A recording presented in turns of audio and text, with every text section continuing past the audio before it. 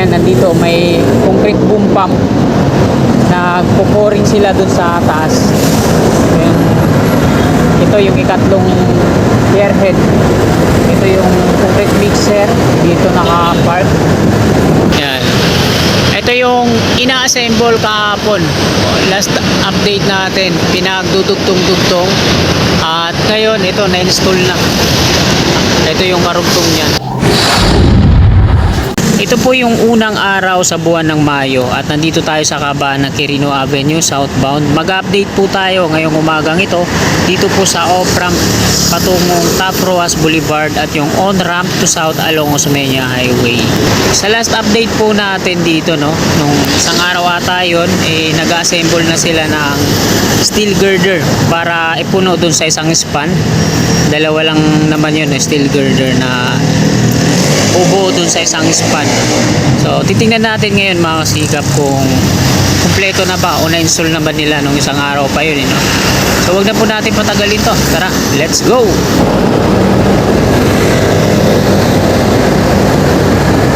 Ayan, shoutout po sa lahat ng mga kasikap natin na walang pasok. Gaya ko, holiday po kasi sarado yung store namin pag ganito. Government po kasi. So, dito sa labas, yan, shoutout po sa inyo. Double pay kayo ngayon. Good luck po sa inyo, no? So, sana kahit wala kaming pasok, single pay sana, di ba? Ano ngayon? Pero okay lang naman mga kasikap kahit wala kaming bayad. Single pay kasi sa sideline naman ako ngayon. Patungo ako sa bahay ng amo ko. Magpipintura po ako ngayon. Ito yung sideline natin pag walang pasok. Kailangan natin rumakit, no?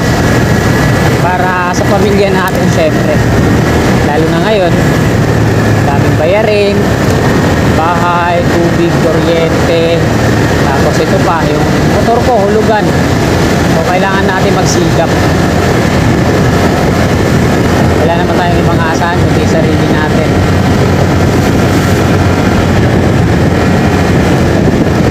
Ito mga kasikap, Paco Station sa kaliwa. Sa may stoplight, ayun naman yung Pedruin Street. Sa unahan konti, lagpas sa stoplight, yung ginagawa nila yung pavement, no? Pinupal din nila yung Center Island dito sa kaliwa. So dito naman sa kanan, ito yung umpisa ng mga pier ng off-ramp patungong Top Roas Boulevard. Konkreto na yan hanggang sa tuktok. At itong ikalawang pier, debarkage na siya, no? Meron na rin mga suporta paikot at pag natapos yan hanggang dun sa tuktok, istulan na nila ng round concrete form yan. Mula naman dun sa pangatlo hanggang dito sa dulo, konkreto na po yan. Mag-install na rin sila dito ng mga platform. Ayan, dito sa pinakapagwalo meron ng mga I-beam na pinuha nilang frame set na susuporta sa ayun, yung ginagawa nilang platform para sa pagbuo ng pier head.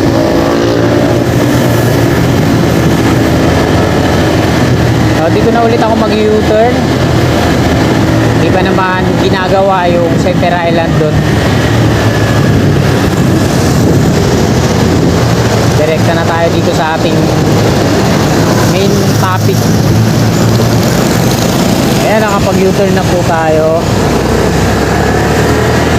So ito yung on-ramp sa taas. Sa kaliwa naman yung off-ramp. Yung entry niya dito sa likod natin.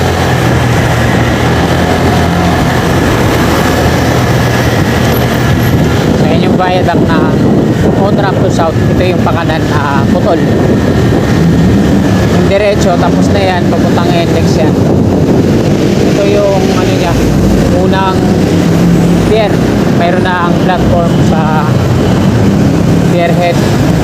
Tapos nagpo-pouring sila ngayon, ano? Ayan, nandito may concrete boom pump nagpo-pouring sila dun sa taas. Ayan. Ito yung ikatlong gearhead. Ito yung concrete mixer. Dito naka-park. Kaya dito hanggang sa dulo, kompleto na po lahat yan. Dinidismantle na yung mga scaffolding support.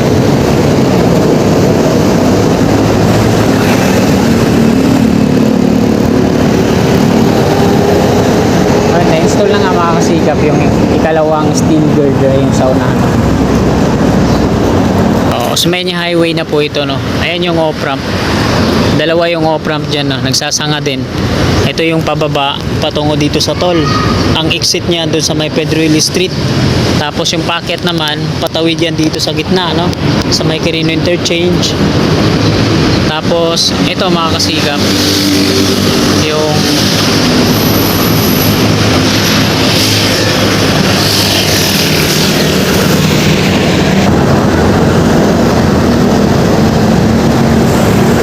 so dito mga kasikap, no, nag-install na po sila dito yung ikalawa. Tapos inuumpisa na rin ilipat yung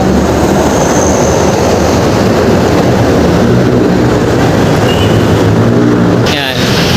Ito yung ina-assemble kahapon. Last update natin, pinagdudugtong-dugtong. At ngayon ito na-install na. Ito yung karugtong niyan. So yung lifter hindi pa natatanggal yung nandito, no. Ililipat yan dun sa kabila. Kasi yung nandito na lifter, ikutin lang naman yan eh. Babalik ta rin at papaharap dun, no. Tapos dun sa kabila, ayan. So alis na tayo. Papalapit yung gwardiya dito, yung bantay. Ayaw ata magpakuha ng video dito.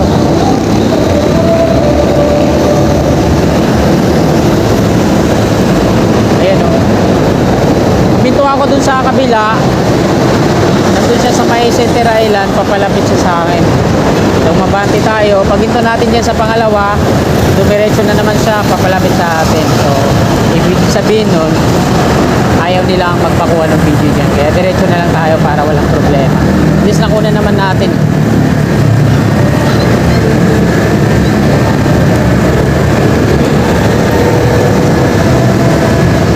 Ang gumagawa po doon, nag-install ng mga girders, steel girder, ayun yung atad.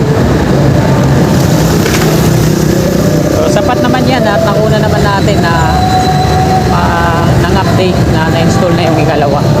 Ayun lang naman yung mahalaga doon, kaya hindi tayo magtagal.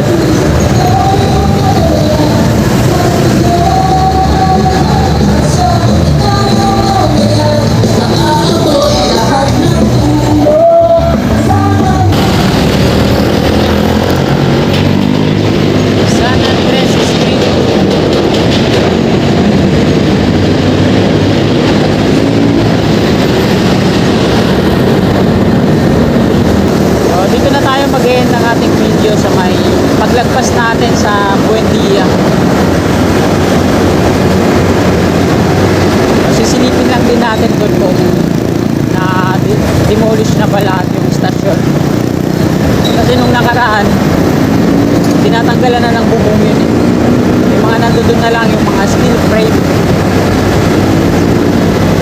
So ngayon silipin natin.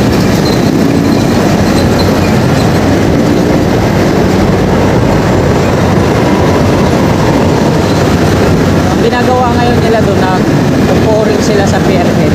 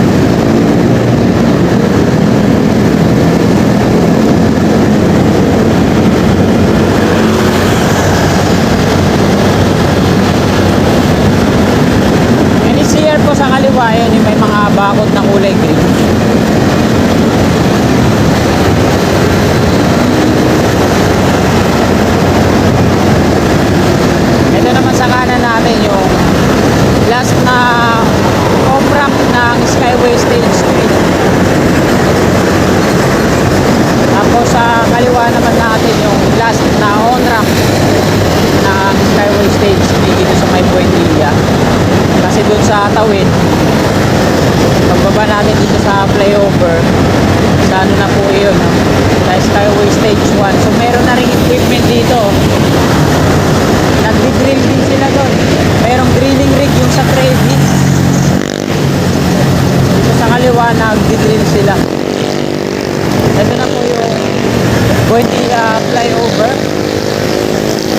Akit na po tayo dito. So yun na, natapos na yung soil testing po dito sa kabaan ng Buendia patungong Ruas Boulevard. Dahil magkakaroon din dito ng on-ramp off-ramp at dito po i-connect yung Salex Southern Access Link Expressway. Dito yan sa kanan natin patungo dun sa Ruas Boulevard.